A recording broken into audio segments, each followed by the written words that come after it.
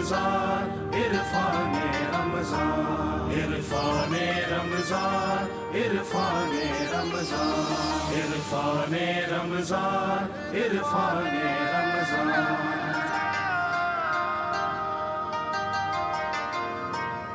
अस्सलाम वालेकुम वरहमतुल्लाहि वबरकातुहू। इरफान रमज़ान में आपका खैर मकदम है और साथ साथ बात बढ़ रही है हिकमत रमज़ान तक। हम अल्हम्दुलिल्लाह आ चुके हैं।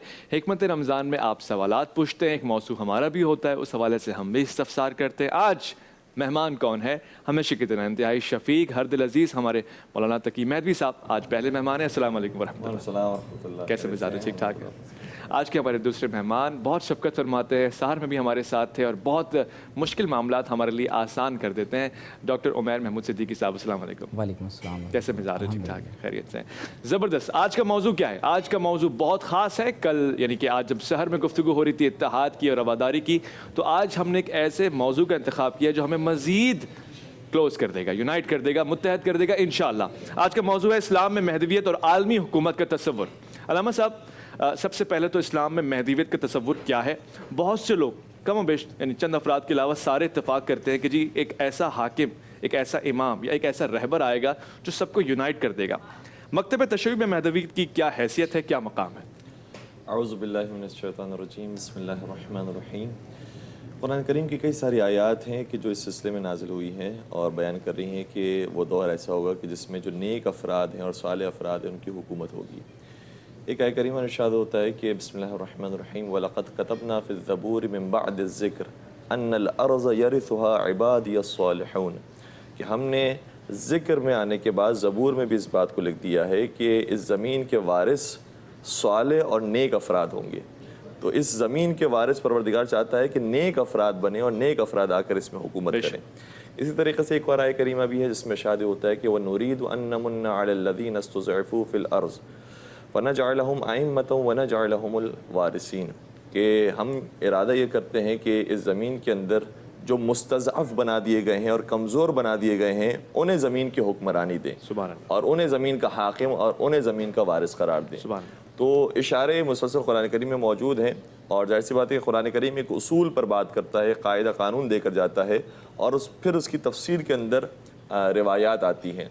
और एक बड़ी खूबसूरत रिवायत है कि जो सही बुखारी के अंदर भी मौजूद है, अच्छा, और दीगर कुतुब के अंदर भी पाई जाती है। अल्हम्दुलिल्लाह तमाम ही मकातिब फ़िक्र उस रिवायत को कबूल करते हैं कि हज़रत जाबिर इब्न सुमरा ये कहते हैं कि समिअतु रसूलल्लाह सल्लल्लाहु अलैहि वसल्लम यक़ूल यकूनु इत्ना अशरा अमीरा, कि जाबिर इब्न सुमरा फरमाते हैं कि मैंने नबी अकरम को ये कहते हुए सुना कि उन्होंने शाह फरमाया कि मेरी उम्मत के 12 अमीर होंगे।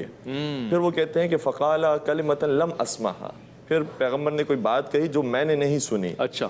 फ़क़ाला अबी इन्नहु क़ाल कुल्लुहुम मिन क़ुरैश, फिर मैंने अपने वालिद से सवाल किया कि क्या फ़रमाया था नबी अकरम ने, तो उन्होंने बताया कि नबी अकरम ने फ़रमाया था कि वो सब के सब कुरैश में से होंगे, कुरैश में से होंगे। तो अल्हम्दुलिल्लाह मकतब तशय्युअ की जहाँ तक बात है तो हमारा नज़रिया ये है कि जो 12वें इमाम हैं हज़रत इमाम महदी अज्जलल्लाहु ताला फ़रज शरीफ, उनकी विलादत हो चुकी है और वो पर्दा गैब के अंदर हैं, और उसके बाद जब वो ज़ुहूर फरमाएंगे तो फिर वो हुकूमत इलाहिया को कायम करेंगे जो पूरी ज़मीन में होगी। और बहुत सारी रिवायात के अंदर ये जुमले मिलते हैं जो अहले इल्म अफराद में उनको एक कीवर्ड देकर जा रहा हूँ, उसको अगर सर्च करना चाहें तो कुतुब अहले सुन्नत के अंदर भी मौजूद है, कुतुब अहले तशय्युअ के अंदर मौजूद है, तमाम ही मकातिब फ़िक्र के अंदर किताबों के अंदर पाया जाता है। वो लफ्ज़ ये है कि ये सर्च कीजिएगा कि यमलउल अर्ज़ अदलन व क़िस्ता। बाज़ जगह पर यमलउल अर्ज़ अदलन आया है, बाज़ जगहों पर कुछ और ताबीरात आई है, लेकिन यमलउ के लफ्ज़ को अगर वो सर्च करें तो बात बहुत आसानी से मिल जाएगी कि यमलउल अर्ज़ क़िस्तन व अदला कमा मुलिअत ज़ुल्मन व जौरा, कि जब हज़रत इमाम महदी अज्जलल्लाहु ताला फ़रज शरीफ ज़ुहूर फरमाएंगे तो वो अदल व इंसाफ के साथ ज़मीन को भर देंगे जिस तरीके से जुल्म जोर से भरी हुई होगी। सही, सही। तो जब वो तशरीफ़ लाएंगे तो उस वक्त हुकूमत इलाहिया कायम दायम होगी इंशाअल्लाह। माशाअल्लाह, सुभान अल्लाह। हुज़ूर, बात हो गई तशय्युअ का, मकतब फ़िक्र का एक नज़रिया, एक तबसरा हमारे सामने आ गया। अहले सुन्नत में हज़रत इमाम महदी का क्या वजूद है? आलमी महदवियत का क्या तसव्वुर है? ये जुज़ है या कुल्वी तौर से लाज़मी तकाज़ा है? बिस्मिल्लाहिर्रहमानिर्रहीम। बहुत अहम मौजू पर हम आज गुफ्तगू कर रहे हैं और क़िबला तकी महदवी साहब ने बहुत खूबसूरत अंदाज से अपने मकतब फ़िक्र की नुमाइंदगी फ़रमाई है। कुरान मजीद में अल्लाह ताला फ़रमाता है हुवल्लज़ी अरसला रसूलहु बिलहुदा व दीनिल हक़ लियुज़हिरहु अलद्दीन कुल्ली فرمایا اللہ تبارک و تعالی نے نبی کریم صلی اللہ علیہ وسلم کو دین حق کے ساتھ مبعوث فرمایا ہے، اور نبی کریم صلی اللہ تعالی علیہ وسلم کا دین تمام تر ادیان باطلہ پر غالب آ جائے۔ بے شک اہل سنت کا ایک اس حوالے سے جو بنیادی جو نقطہ نظر ہے وہ یہ ہے کہ پہلی بنیادی بات یہ سمجھ لیجئے کہ یہ اسلام کے عقائد میں سے نہیں ہے۔ اہل سنت کے مطابق یہ اسلام کے عقائد میں سے نہیں ہے کہ حضرت امام مہدی علیہ السلام کی آمد پر یقین رکھا جائے۔ اچھا، احادیث متواترہ ہیں جو 3 اقسام پر ہیں، اس میں صحیح احادیث بھی ہیں، بعض ضعیف بھی ہیں اور بعض حسن کے مقام پر بھی پہنچی ہوئی ہیں۔ احادیث متواترہ ہیں صحیح کہ جن کا انکار یقیناً انسان کو گمراہیت تک لے جاتا ہے، کیونکہ نبی کریم صلی اللہ علیہ وسلم نے جن باتوں کی وضاحت فرمائی ہو تو ان کا انکار گمراہیت ہے۔ تو اسلامک ایسکیٹالوجی جو علم و آخر زمان کہلاتا ہے، اس میں جو قیامت کی علامات کبریٰ کے حوالے سے آپ صلی اللہ علیہ وسلم نے اخبار ہمیں عطا فرمائی ہیں، ان میں سے جو سب سے بڑی علامت کبریٰ ہے، جو علامت صغریٰ اور کبریٰ کے درمیان میں جو الملحمۃ الکبریٰ ہے، جس کا ذکر سحری میں بھی ہوا تھا کہ سب سے ایک بڑی عالمی جنگ ہوگی، تو اس کے بعد جو سب سے پہلی جو بڑی علامت ظاہر ہوگی وہ حضرت امام مہدی علیہ السلام کی ولادت اور پھر ان کا ظاہر ہونا ہے۔ اہل سنت کا موقف یہ ہے کہ امام مہدی علیہ السلام کی ولادت ہوگی، صحیح، اور نبی کریم صلی اللہ علیہ وسلم نے خود اس بات کی وضاحت فرمائی کہ ان کا نام محمد ہوگا اور ان کے والد کا نام عبداللہ ہوگا۔ صحیح، اور اسلام میں جو مہدویت کا تصور ہے وہ سمجھنے کی ضرورت ہے۔ مہدی کہتے ہیں rightly guided man, the man who is rightly guided by almighty God, یعنی وہ شخصیت جس سے اللہ تبارک و تعالیٰ نے ہدایت عطا فرمائی ہو، وہ ڈیوائنلی گائیڈڈ ہو اللہ تبارک و تعالیٰ کی طرف سے۔ اب آپ دیکھیے کہ ایک مرتبہ تو وہ ہے جو ہمارے ہاں مجتہد کا یا مجدد کا سمجھا جاتا ہے، لیکن مہدی کا جو منصب ہے وہ صرف ایک ہی شخصیت کو عطا ہوگا، اور وہ امام مہدی علیہ السلام ہوں گے جو آخری زمانے میں تشریف لائیں گے۔ صحیح، نبی کریم صلی اللہ علیہ وسلم کے 2 حدیثیں میں یہاں پر پڑھنا ضروری سمجھتا ہوں کہ آپ صلی اللہ علیہ وسلم نے فرمایا کہ علیکم بسنتی وسنت الخلفاء الراشدین المہدیین۔ آپ صلی اللہ علیہ وسلم نے خلفاء راشدین کو بھی مہدیین ارشاد فرمایا۔ ہمارے ہاں جو امام مہدی کا تصور ہے وہ خلافت کے منصب کے ساتھ جڑا ہوا ہے، اچھا، وہ امامت کے تصور کے ساتھ نہیں ہے۔ اچھا، یعنی اگرچہ ہمارے ہاں احادیث میں 12 خلفاء کا ذکر ہے، آپ صلی اللہ علیہ وسلم نے احادیث میں اس بات کو بیان فرمایا ہے، تو ایک بنیادی بات یہ سمجھ لیں کہ ایک حدیث شریف میں ہے کہ جو خلافت راشدہ ہے وہ 40 ہجری پر مکمل ہو جائے، یعنی حضرت سیدنا علی المرتضیٰ رضی اللہ تعالی عنہ کا عہد خلافت، اور اس کے بعد تقریباً 6 ماہ امام حسن علیہ السلام کے اگر آپ لگا لیں تو یہ خلافت راشدہ کا دور ہے۔ پھر اس کے بعد احادیث میں ملوکیت کا اور جابر لوگوں کی حکمرانی کا ذکر ہے۔ پھر آپ صلی اللہ علیہ وسلم نے فرمایا کہ ثم تکون خلافہ علی منہاج النبوہ، فرمایا کہ پھر ایک دور ایسا آئے گا کہ دوبارہ خلافت علی منہاج النبوہ قائم ہوگی۔ تو یہ حضرت امام مہدی علیہ السلام کا دور ہوگا، آپ کی ولادت مدینہ طیبہ میں ہوگی، اور پھر اس کے بعد آپ وہاں سے ہجرت فرما کر مکہ مکرمہ میں تشریف لائیں گے، پھر آپ کی بیعت ہوگی، اور پھر اس کی تفصیلات ہیں جو انشاءاللہ ہم آگے مزید اس پر بات کریں گے۔ ڈاکٹر صاحب نے جملہ استعمال کیا امام مہدی کہا، مگر یہ کہا کہ ہم امامت کے قائل نہیں ہیں، خلافت کے قائل ہیں۔ آپ کے یہاں امامت اور خلافت کو کیسے دیکھا جاتا ہے؟ آیا آپ نے فرمایا کہ ظہور اور ولادت، کیا یہ 2 الگ الگ چیزیں ہیں؟ جی، آپ نے 2 سوالات پیش کر دیے کہ یہ کہ امام اور خلیفہ یہ ایک ہی لفظ ہے یا الگ الگ لفظ ہیں، اور اس کے کیا معنی ہے، اور اسی طریقے سے جو ظہور اور ولادت ہے اس کے اندر کیا سلسلہ ہے۔ تو پہلی بات یہ کہ جو امام اور خلیفہ ہیں ہمارے نزدیک لفظ تبدیل کرنے سے کوئی خاص فرق نہیں پیدا ہوتا، شخصیات کون سی ہیں، افراد کون سی ہیں کہ جسے امام مانا جا رہا ہے یا خلیفہ مانا جا رہا ہے، کیونکہ نبی اکرم جو ارشاد فرمایا اس میں مختلف تعبیرات آئی ہیں۔ ابھی آپ کی خدمت میں صحیح بخاری کی حدیث پیش کی، اس میں امیر کا لفظ استعمال ہوا ہے، امیر کا لفظ، یکون 12 امیرا، کہ 12 امیر ہوں گے، اور صحیح مسلم کی تعبیر کے اندر یکون 12 خلیفہ، کہ 12 خلیفہ ہوں گے، اور اسی طریقے سے یکون 12 رجلا یا 12 رجلا، مختلف حدیث کے اندر مختلف چونکہ اس کے اعراب ہوتے ہیں، اس لیے 12 رجل ہوں گے۔ تو رجل کی تعبیر بھی ہے، امیر کی تعبیر بھی ہے، خلیفہ کی تعبیر بھی ہے، امام کی تعبیر بھی ہے، مولا کی تعبیر بھی ہے، اور اب ولی کی تعبیر بھی ہے۔ تو تعبیرات تو مختلف ہیں، لیکن وہ افراد کون ہیں کہ جن کی اطاعت کرنے کا حکم دیا گیا ہے؟ تو مکتب تشیع کا یہ نظریہ ہے کہ جو 12ویں ہیں ان میں سے وہ حضرت امام مہدی جل اللہ تعالیٰ فرج شریف ہیں، اور ان کے اسماء گرامی بھی نبی اکرم نے بیان فرمائے تھے، اور نبی اکرم نے بھی بیان فرمایا تھا کہ ان کا نام میرے نام پر ہوگا، ان کی کنیت میری کنیت ہوگی۔ اچھا سبحان اللہ۔ تو اس لیے نبی اکرم کی چونکہ کنیت بھی ابو القاسم ہے جی، تو حضرت امام مہدی اجل اللہ تعالیٰ فرجہ شریف کی بھی جو کنیت ہوگی وہ ابو القاسم ہوگی۔ اچھا، اور جہاں تک ان کے والد بزرگوار کا تعلق ہے، ان کے والد کون سے ہوں گے، تو ظاہر سی بات ہے کہ ہمارے یہاں پورا جو 12 ائمہ کانسیپٹ ہے اس کے اندر حضرت امام علی علیہ السلام، پھر امام حسن علیہ السلام، پھر امام حسین علیہ السلام، امام زین العابدین علیہ السلام، امام محمد باقر، امام جعفر صادق، امام موسیٰ کاظم، حضرت امام علی رضا، حضرت امام محمد تقی، حضرت امام علی النقی، حضرت امام حسن عسکری، اور ان کے فرزند ہیں حضرت امام مہدی اجل اللہ تعالیٰ فرجہ شریف۔ تو ان کے والد بزرگوار کا نام حسن یعنی امام حسن عسکری علیہ السلام بیان کیا گیا ہے، اور اس میں تشیع کا تو کوئی اختلاف نہیں ہے، اتفاقی بات ہے۔ حتیٰ بعض بزرگان اہل سنت نے بھی یہی ذکر کیا ہے، جیسے حضرت ابن اسیر نے اپنی کتاب الکامل فی التاریخ کے اندر یہ لکھا ہے، جب وہ بات کر رہے ہیں سن 260 ہجری کی، تو اس کے اندر انہوں نے بیان کیا ہے کہ سن 260 ہجری کے اندر حضرت امام حسن عسکری علیہ السلام اس دنیا سے رخصت ہوئے، اور ان کے تعارف میں بیان کیا ہے کہ یہ وہ شخصیت ہے کہ جن کے بیٹے محمد مہدی المنتظر ہیں، جی، کہ جن کا انتظار کیا جائے گا، اور وہ حضرت امام محمد مہدی عجل اللہ تعالیٰ فرجہ شریف ہیں جو پردہ غیب میں چلے گئے ہیں۔ اور اس کے بعد انہوں نے لکھا ہے کہ امامیہ کا نظریہ یہ ہے کہ وہ پردہ غیب میں ہیں اور وہ 12ویں امام ہیں۔ تو کم از کم اتنی بات انہوں نے لکھی ہے، اور اس کے علاوہ بھی کئی سارے بزرگان ہیں، جیسے سبط ابن جوزی نے اپنی کتاب تذکرۃ الخواص کے اندر یہ لکھا ہے کہ امام حسن عسکری وہ ہیں کہ جن کے فرزند امام محمد مہدی عجل اللہ تعالیٰ فرجہ شریف ہیں۔ تو کئی سارے بزرگان نے بھی اس بات کو ذکر کیا ہے کہ ان کے والد بزرگوار کا نام امام حسن عسکری علیہ السلام ہوگا۔ البتہ یہ کہ بعض روایت، جس طریقے سے ہم نے پہلے بھی ایک بات بیان کی تھی کہ روایات کے اندر کبھی کبھار بہت زیادہ کانٹرڈکشن ہوتا ہے، تو جو محققین ہوتے ہیں وہ حل کرتے ہیں اس معاملے کو کہ بالآخر نتیجہ کیا نکلے گا، آخر معاملہ کیا ہے، معمہ کیسے حل ہوگا۔ تو ہمارے یہاں جو مکتب فکر ہے اس کے اندر بیان یہ کیا گیا ہے کہ اسی سلسلے کے اندر حضرت امام حسن عسکری کے بعد جو فرزند ہیں وہ حضرت امام مہدی اجل اللہ تعالیٰ فرجہ شریف ہیں، اور وہ پھر پردہ غیب میں چلے گئے ہیں۔ ایک چیز مجھے کامن نظر آ رہی ہے، آپ نے جس میں گرامی ارشاد فرمایا وہ بھی محمد ہے جو کہ حضور کا اپنا اس میں، اور آپ جس مہدیت کا تصور پیش کر رہے ہیں ان کا نام بھی محمد ہی ہے صلی اللہ علیہ وسلم۔ البتہ یہ کہ نام لینے سے پرہیز کرنے کا حکم دیا گیا ہے، اور روایت کے اندر یہ بھی آیا ہے کہ ان کے نام کو میم ہے میم دال کہہ کر کہا جائے۔ اچھا، البتہ یہ کہ کوئی خاص وجہ حرام نہیں ہے، ایک ادب کے لیے، ایک احترام کی خاطر، کیونکہ انہیں وہ مقام حاصل ہوگا کہ حضرت عیسیٰ علیہ السلام بھی تشریف لائیں گے تو حضرت عیسیٰ بھی ان کے پیچھے نماز پڑھیں گے، کہ امام مہدی انہیں بھی امامت کروا رہے ہوں گے، اور اس بارے میں بھی کسی کا اختلاف نہیں ہے، کیونکہ صحیح بخاری کے اندر بھی روایت موجود ہے اور دیگر کتب کے اندر بھی پائی جاتی ہے کہ وہ فرمائیں گے کہ آپ نماز کے لیے آگے بڑھیے، اور امام مہدی فرمائیں گے کہ آپ نماز کے لیے آگے بڑھیے، حضرت عیسیٰ فرمائیں گے کہ نہیں، آپ چونکہ امت محمدی میں سے ہیں، وَإِمَامُكُمْ فِيكُمْ، اور امام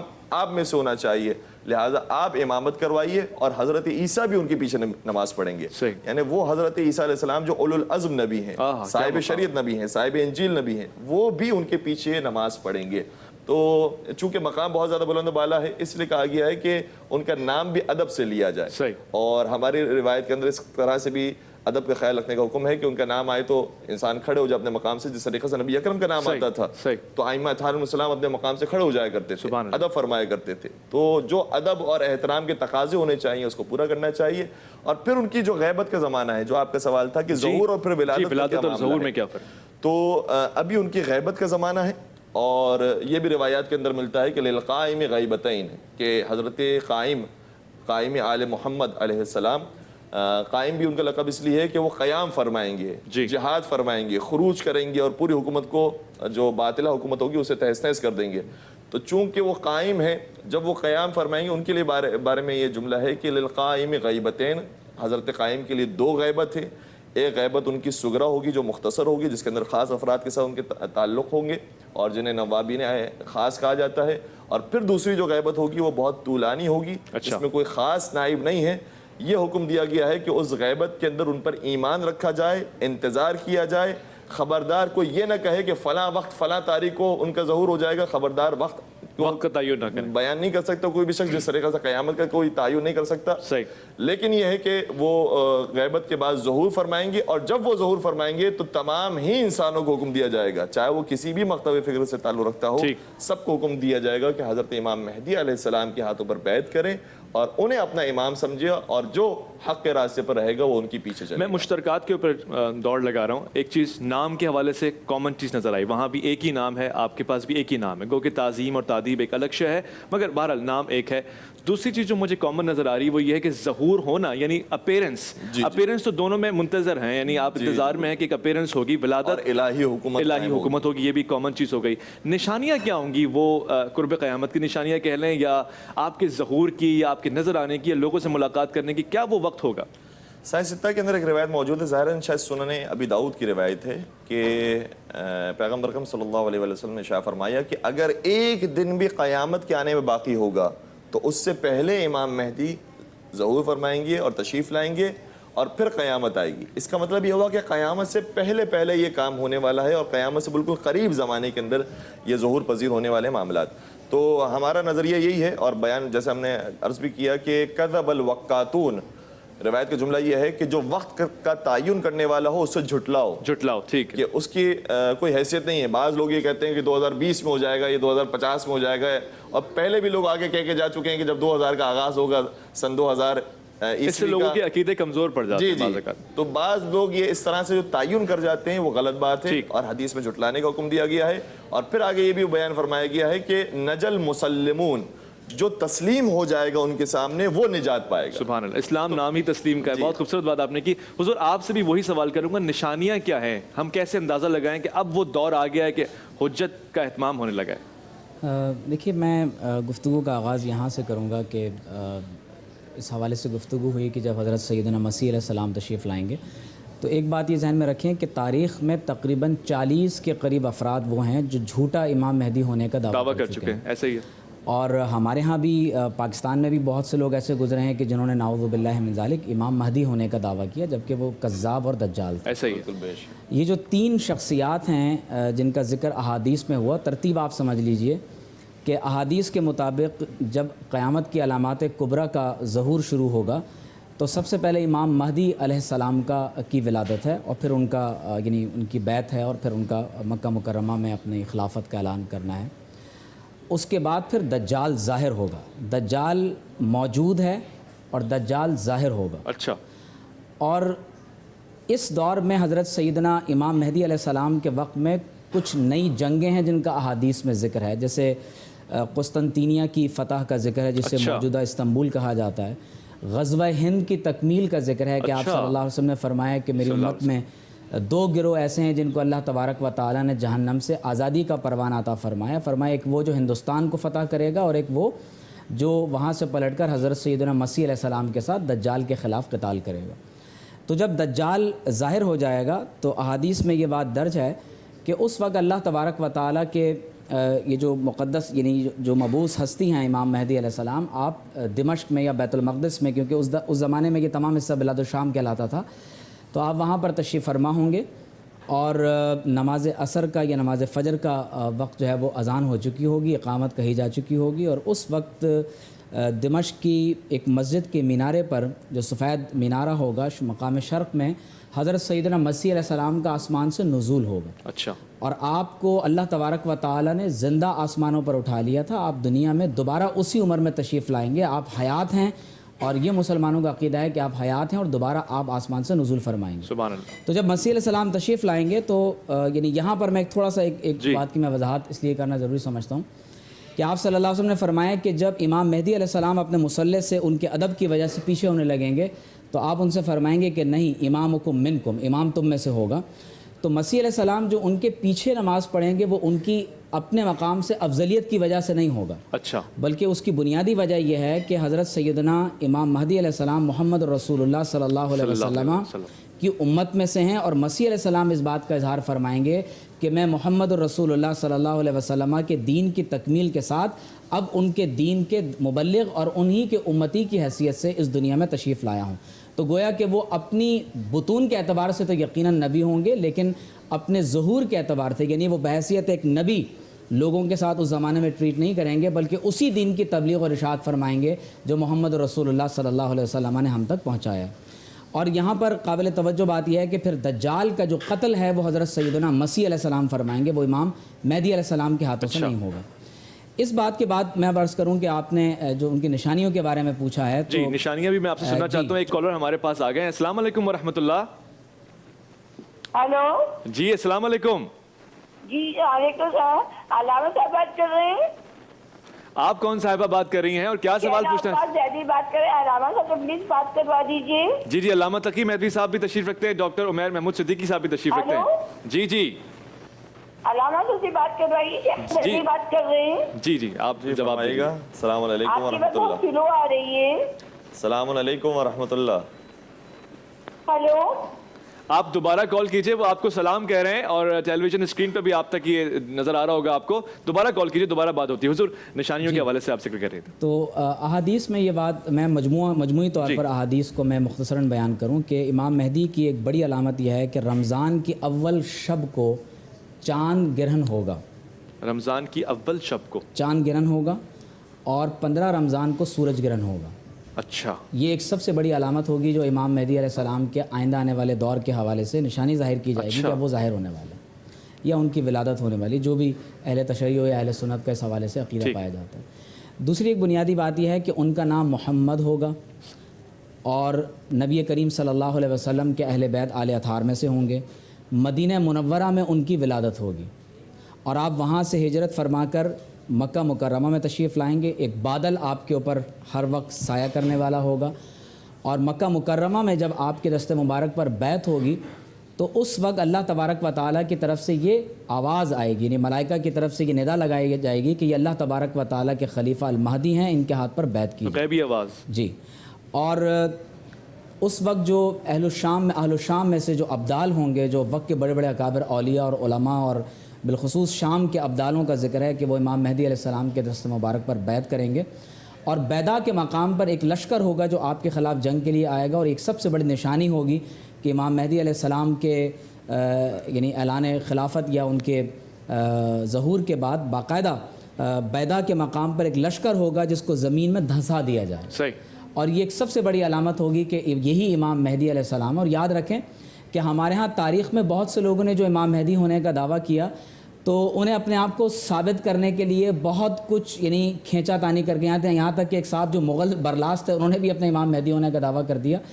تو امام مہدی کا آنا ایسا ہوگا, مسیح علیہ السلام کی آمد کا ذکر ایسا ہوگا کہ جیسے سورج آپ کے سامنے نکلا ہوا ہے. یعنی اس کے لیے کسی بھی قسم کی ہمیں شک اور شبے کے اندر ہمیں گرفتار ہونے کی ضرورت نہیں ہوگی. بعض روایات میں یہ بھی ذکر ملتا ہے کہ خلیفہ کی موت کے اوپر امت میں اختلاف ہوگا اور بعض روایات میں یہاں تک ذکر ملتا ہے کہ اس امت میں سے 1/3 انسان مار دیے جائیں گے. 1/3 انسان؟ اتنی بڑی جنگیں ہوں گی کہ 1/3 انسانوں کا قتل عام ہو جائے گا. 1/3 لوگ وہ ہوں گے کہ جو باقی ہوں گے اور 1/3 لوگ وہ ہوں گے کہ جن پر موت طاری ہو چکی ہوگی. یعنی بہت بڑے پیمانے پر دنیا کے اندر جنگوں کا ایک سلسلہ ہوگا اور لوگ مایوس ہو چکے ہوں گے. اچھا. اور ایسی مایوسی کے دور میں اللہ تبارک و تعالی حضرت امام مہدی علیہ السلام کو پیدا فرمائے گا اور وہ دنیا میں دوبارہ, جس طرح سے ایک حدیث کو تلاوت کیا گیا کہ آپ دنیا کو اسی طرح سے جیسے وہ ظلم اور جور و ستم سے بھر چکی ہوگی آپ دوبارہ اس کو عدل کے ساتھ بھر دیں گے. اور آپ کی آمد اس قدر یقینی طور پر بیان کی گئی ہے, فرمایا کہ اگر قیامت کے پورا ہونے میں ایک دن باقی رہ جائے گا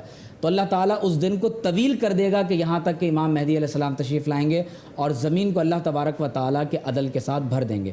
فرمایا کہ ان کی پیشانی چمکدار ہوگی, ان کی جو ناک مبارک ہوگی وہ بالا ہوگی اور آپ کے گال مبارک کے اوپر ایک تل ہوگا اور آپ کا انداز گفتگو یہ ہوگا کہ گفتگو کے دوران بار بار اپنی ران مبارک پر ہاتھ مارا کریں گے. اور بعض روایات میں اس بات کا بھی ذکر ملتا ہے کہ تابوت سکینہ جو اس دور میں بنی اسرائیل کے پاس تھا اللہ تبارک و تعالیٰ اسے بھی ظاہر فرما دے گا.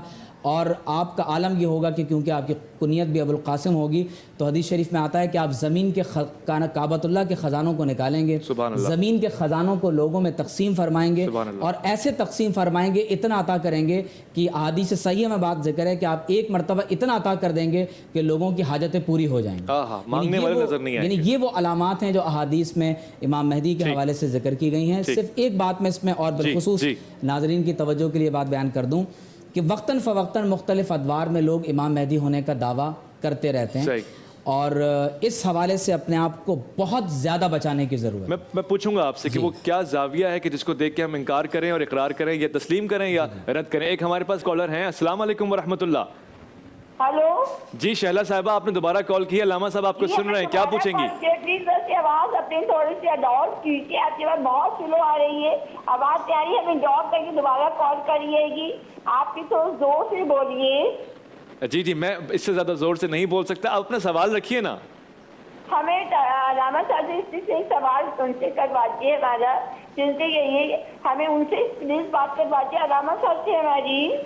अलामा साहब आपकी बात सुन रहे हैं, आपकी बात का जवाब भी दे रहे हैं, आप सवाल पूछेंगी तो आपके सवाल का जवाब भी देंगे। हमें ये पूछा रामा साहब कि देखिए हमारे हस्बैंड से हमारी सेकंड मैरिज है, खर्चा देते नहीं है, 3-4 दिन पहले वो हमें बहुत सारा मार की, हमने कहा हमें तकलीफ जाता, हमें बताइए कि गुस्से में हम भी हमारे से भी बहुत सारी बातें निकल जाती हैं, अपने ही घर में रहते हैं, पेरेंट्स नहीं है, कोई बड़ा हमारा नहीं है, हम सिर्फ 2 भाई हैं, 1 बहन रहेंगे, भतीजा हमारा अभी दाम मार्गा में शहीद हुआ था, रजा हमारे में शहीद हुआ था, सारे खानदान हमारा खत्म हो चुका है, कोई हमारा नहीं है, फिर हम 2 भाई अपने से घर में रहते हैं, अपना घर किराए पे उठाया हुआ वही खाते, वो कहते तुम्हारा घर है अपना खर्चा उठाओ।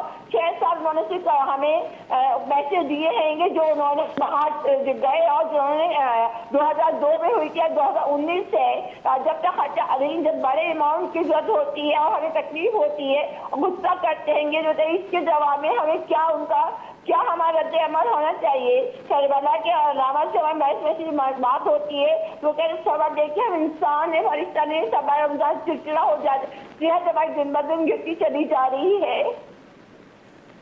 ठीक है, आपने बहुत ही एक ख़ास सवाल पूछा है और हर सवाल हमारे लिए ख़ास है। लामा साहब बहुत दुख दर्द का शिकार भी है, मुश्किलात भी, कोई ऐसा हल बता दें या आप अपनी तरफ से। ये इन्होंने जो बयान किया, जो हमें बात समझ में आई हुई कि दूसरी इनकी शादी थी और शौहर इन्हें सही तरीक़े से वक्त नहीं दे रहे, बल्कि इनके ऊपर थोड़ा सा गुस्सा हो जाना और मारपीट होना वो सिलसिला भी है। तो गुजारिश वैसे उनसे भी होनी चाहिए, इनसे भी होनी चाहिए। इनसे जो गुजारिश हम कर सकते हैं वो ये है कि देखें, एक बड़ी अच्छी इंग्लिश में कहावत है कि अगर तुम्हें किसी के चलने के अंदाज़ पर एतराज़ हो तो पहले उसके जूतों को पहनकर खुद चल के देखो, खूबसूरत, तो फिर पता चलेगा कि उसके अंदर ये अंदाज़ क्यों आया है।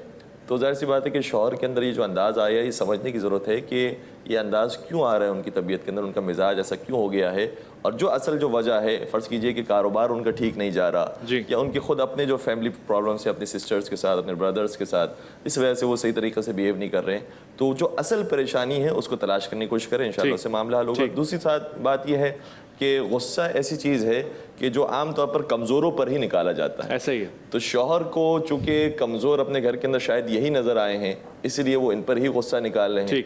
तो ये भी इंसान को सोचना चाहिए कि बहरहाल अगर किसी पर गुस्सा भी है तो वाकई वो हक रखता है कि इसका कि हम उससे गलत ज़बान, और ये मयार है ही नहीं। गुस्सा अगर ज़ईफ़ों पे निकाला जाने लगे तो हम सबसे ज़्यादा ज़ईफ़ हैं। अल्लाह ताला अगर हम पे गज़बनाक हो जाए तो सोचिए हमारा क्या होगा। एक हमारे पास कॉलर हैं, अस्सलाम वालेकुम। वालेकुम सलाम ब्रदर, कैसे हैं? याहिया बात कर रहा हूँ। अल्हम्दुलिल्लाह याहिया, आप बताएं कैसे हैं, क्या सवाल पूछेंगे? सवाल, क्योंकि आज पहले दोनों मौजूद उलमा हज़रात को सलाम हो। मेरा सवाल भी क़यामत की निशानी के हवाले से, और वही मसला ये है कि देखिए हमें निशानियाँ बता दी गई हैं और निशानियाँ आती भी जा रही हैं सामने, लेकिन क्योंकि ये इतना वसी मौजू है, इसके गुफ्तगू करना तो आसान नहीं है। मेरी आपसे दरख्वास्त एक तो है कि जो आखिरी इश्रे में, क्योंकि उसमें ये जानम की आग से निजात का अशरा है, तो क्योंकि वही जानम की से निजात वही हासिल कर सकेगा जिसको इस चीज़ का पता हो कि किस तरह अल्लाह को फॉलो करना है, शैतान को नहीं करना। मेरा सवाल ये है कि क्योंकि हमारे यहाँ ये होता है कि हम शैतानी पावर्स तो जरूर काम करें क़यामत से पहले, अब हमें दीदे बीना होना चाहिए कि हम शनाख्त कर सकते हैं कि कौन सी डिवाइन पावर है और कौन सी इवलिश पावर है। ये शऊर, ये दानिश हमें कैसे हासिल हो सकती है, क्योंकि दुनिया इतनी मैनिपुलेटेड हो सकती है कि सच को झूठ और झूठ को सच साबित दिया जा रहा है। इतना मुश्किल हो गया है कि फितना इतना फैल चुका है कि हमें अंदाजा नहीं होता। मेरे अंदर वो क्या खवास होने चाहिए जिससे मैं पहचान सकूं कि कौन सही है कौन गलत, एटलीस्ट थोड़ा बहुत। मेरा ये सवाल है। Thank you so much. ठीक, बहुत शुक्रिया याहिया साहब, आपने सवाल पूछा। अब डॉक्टर साहब के पास 2 सवाल आ गए। एक तो हज़रत इमाम मेहदी अलैहिस्सलाम, मैंने ये जुमला बर्जस्ता इसलिए कहा कि दोनों ही उलमा अलैहिस्सलाम का लफ्ज़ इस्तेमाल कर रहे हैं और एक बड़ी मार्फत की बात थी जो मैंने सीखी।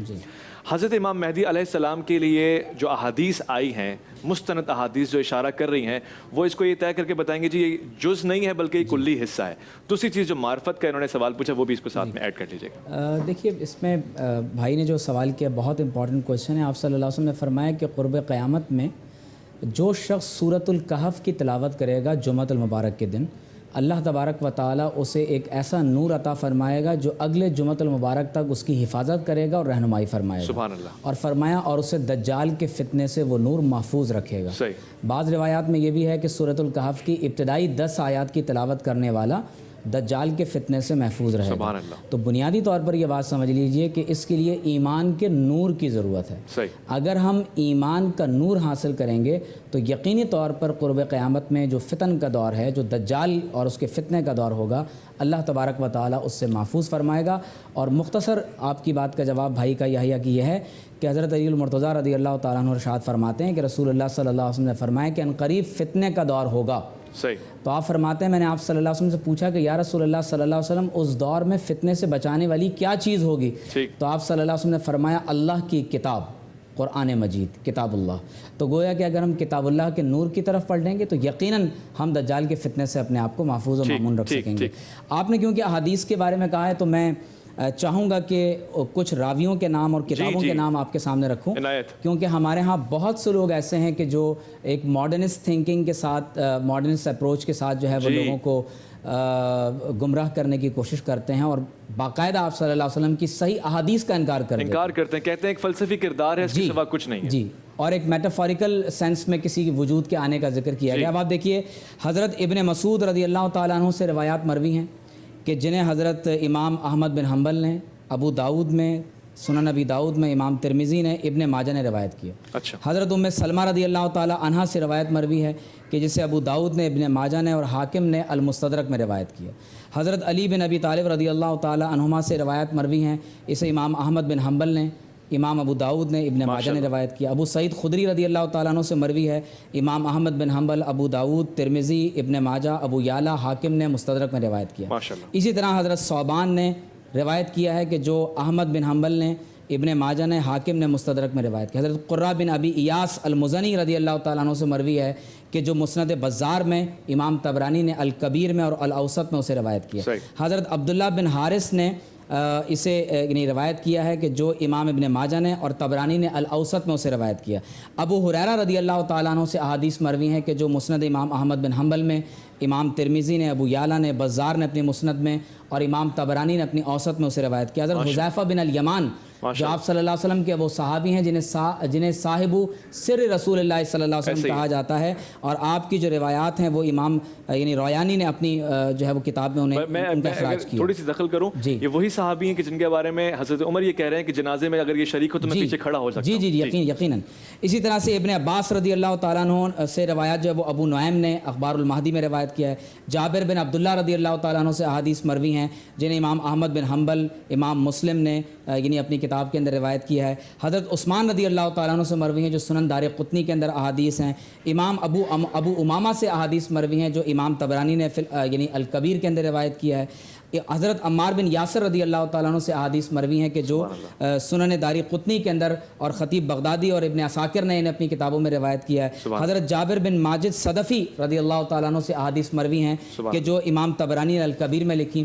اس کے علاوہ حضرت ابن عمر رضی اللہ تعالیٰ عنہ سے، حضرت طلحہ بن عبید اللہ رضی اللہ تعالیٰ عنہ سے، حضرت انس بن مالک اور عبد الرحمن بن عوف رضی اللہ تعالیٰ عنہ سے، حضرت عمران بن حسین رضی اللہ تعالیٰ عنہ سے، اور حضرت امام ابو عمر دانی رضی اللہ تعالیٰ عنہ نے آپ اپنی سنن میں ان کو روایت کیا.